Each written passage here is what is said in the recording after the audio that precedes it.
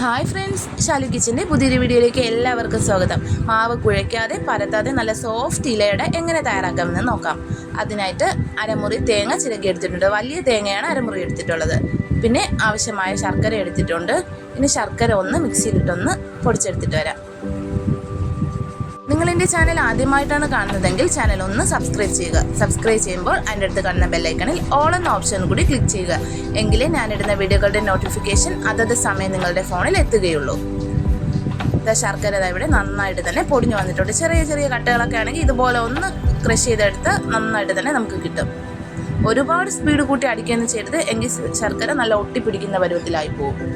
ഇനി ഇത് തേങ്ങയിലിട്ട് നന്നായിട്ടൊന്ന് മിക്സ് ചെയ്ത് കൊടുക്കാം.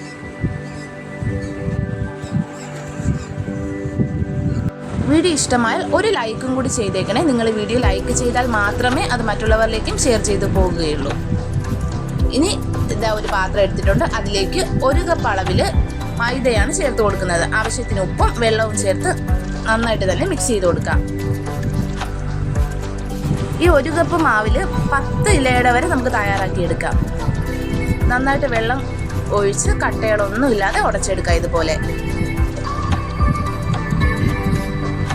വെള്ളം ആവശ്യമായി വന്നാൽ വീണ്ടും വീണ്ടും ചേർത്ത് മിക്സ് ചെയ്തെടുക്കുക. ഇനി ചെയ്യേണ്ടതെന്ന് പറയുന്നത് ഒരു പാൻ അടുപ്പത്തേക്ക് വെച്ച് കൊടുക്കുക. അതിൽ മാവ് ഒഴിച്ച് ഒന്ന് പരത്തി കൊടുക്കാം. 2 ഭാഗവും ചുട്ടെടുക്കേണ്ട ആവശ്യമില്ല. ഒരു ഭാഗം ചെറുതായിട്ടൊന്ന് കുക്കായി വരുമ്പോൾ നമുക്ക് എടുക്കാവുന്നതാണ്.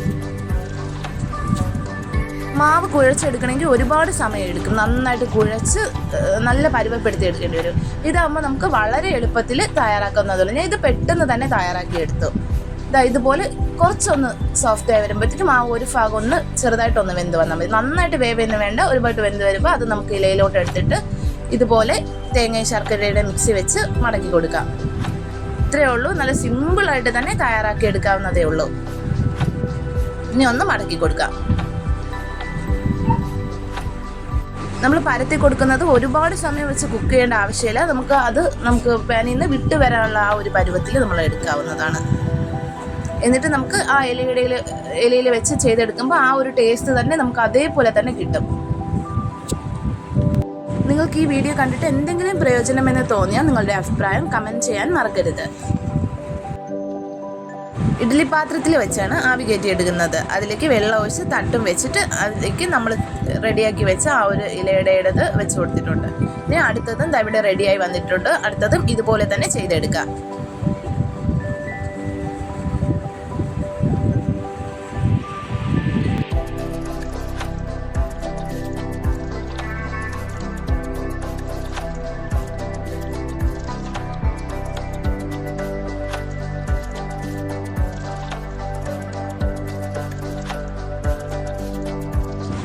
ബാക്കിയുള്ളതെല്ലാം ഇതുപോലെ തന്നെ ചെയ്തെടുക്കുന്നുണ്ട്.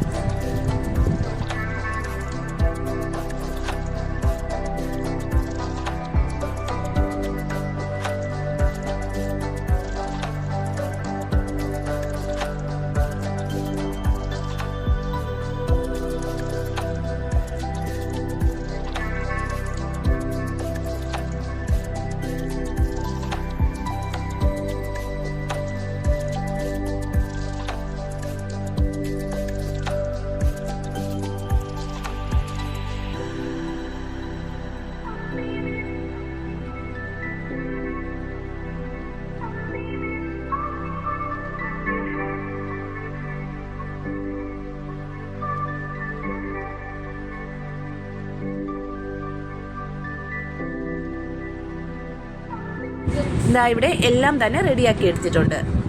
നല്ല സൂപ്പർ ടേസ്റ്റും സോഫ്റ്റുമായിട്ടുള്ളൊരു ഇലയടയാണ്. ഇതുപോലെ ഒന്ന് തയ്യാറാക്കി നോക്കുക. വളരെ എളുപ്പത്തിൽ ചെയ്തെടുക്കാവുന്നതേ ഉള്ളൂ. നമുക്ക് ഒരുപാട് പണിയൊന്നുമില്ല, പെട്ടെന്ന് തന്നെ തയ്യാറാക്കി എടുക്കാവുന്നതേ ഉള്ളൂ. വൈകുന്നേരം ചായയ്ക്ക് വേണ്ടി ഞാനിത് തയ്യാറാക്കി എടുത്തതാണ്. വളരെ പെട്ടെന്ന് തന്നെ തയ്യാറാക്കി എടുത്തു. അപ്പോൾ ഇത് അടുപ്പത്തേക്ക് വെച്ച് കൊടുക്കാം. ഇനി ഒരു 10 മിനിറ്റ് മതിയാവും. 5-10 മിനിറ്റാണ് ഞാൻ വെച്ചിട്ടുള്ളത്. 10 മിനിറ്റ് ആകുമ്പോൾ തന്നെ ഇത് റെഡിയായി വരും. ഇതിവിടെ റെഡിയായി വന്നിട്ടുണ്ട്.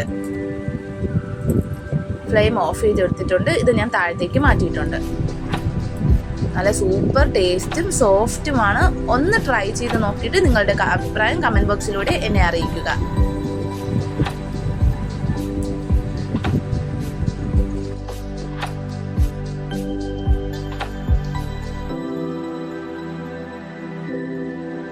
ഇതുപോലുള്ള പല റെസിപ്പീസും ചാനലിൽ അപ്ലോഡ് ചെയ്തിട്ടുണ്ട്. അതൊക്കെ ഒന്ന് പോയി കണ്ടിട്ട് സപ്പോർട്ട് ചെയ്യുക.